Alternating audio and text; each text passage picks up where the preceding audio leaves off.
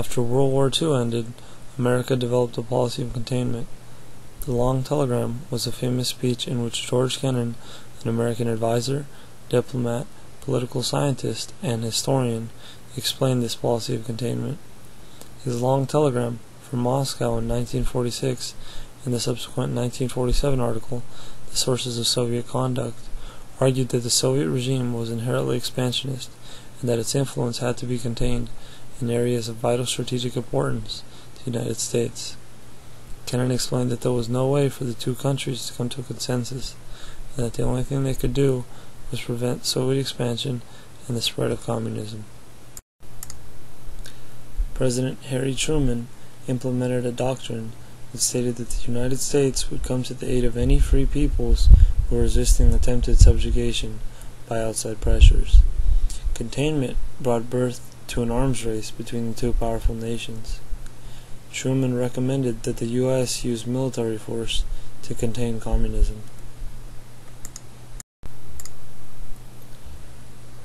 The Soviets began to test an atomic bomb of their own. The United States responded by building an even more destructive weapon, the hydrogen bomb. The original weapon of mass destruction. This arms race had a profound impact on American domestic life, leading to the development of bomb shelters and drills in preparation for an attack. First, you duck, and then you cover.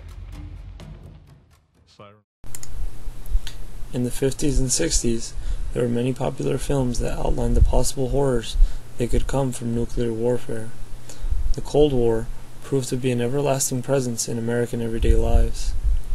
The arms race wasn't the only competition between the two countries.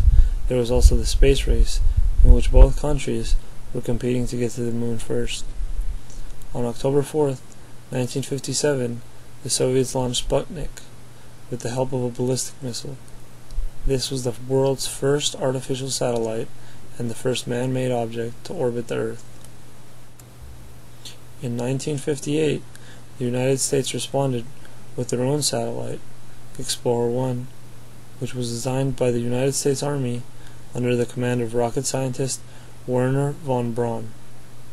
Also, in 1958, Dwight Eisenhower signed an order creating NASA, or the National Aeronautics and Space Administration. However, the Soviets still sent the first man into space in April 1961. John F. Kennedy makes a promise that the United States will get to the moon by the end of the decade.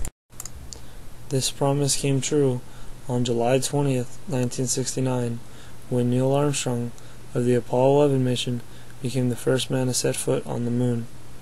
This effectively gave the Americans victory in the space race. We copy you on the ground. It's one small step for man, one giant leap for mankind.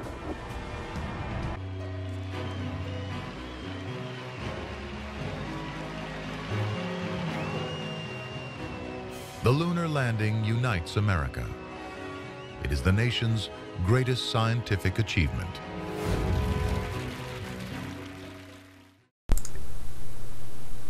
This was the first of 9 spaceships that went to the moon, and 24 Americans eventually reached the moon, and out of the 7 flights that we've had to the moon, we've landed 6. An anti-communist hysteria spread through the 50s. Senator Joseph McCarthy was the most profound politician who accused many of being communist without having any proof, leading to many people being fired and prosecuted. The Cuban Missile Crisis was a 13-day conflict. The Soviet Union was trying to put ballistic missiles in Cuba, giving them the opportunity to blow up most of the United States. The United States had strategically placed their own missiles in European countries like Italy. The United States responded to this missile crisis by putting a blockade around Cuba, not allowing any more missiles to enter. The United States wanted no more missiles to enter Cuba, and those that were already in this island to be dismantled. The Cuban Missile Crisis in 1962 deemed to be the closest America has ever gotten to nuclear warfare. I remember vividly people going to the local supermarkets and buying up all kinds of canned goods and throwing them back in their cars and driving up to the Siskiyou Mountains or the Trinity Alps or the Sierra Nevada range to get out of the blast range of any nuclear weapons that might fall in the Bay Area. The following pictures show where and how the Soviets brought their missiles into Cuba.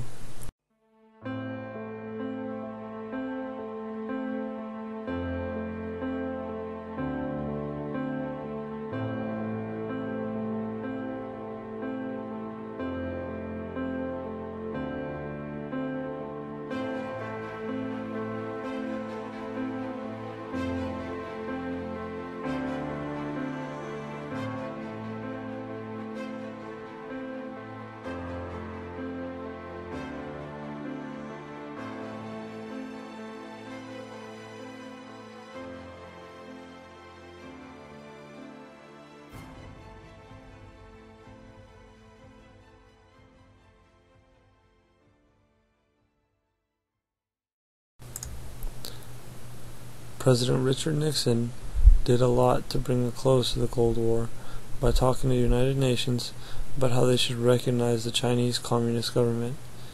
He also signed SALT, along with Soviet Premier Leonid Brezhnev, which prohibited the manufacture of nuclear missiles by both sides and took a step toward reducing the decades-old threat of nuclear war. Mikhail Gorbachev, the Soviet premier, helped put an end to the Cold War by introducing two policies, Glasnost and Perestroika, or political openness and economic reform. In 1889, the premier symbol of the Cold War was taken down, the Berlin Wall. 2 years later, the Soviet Union fell apart and the war was over.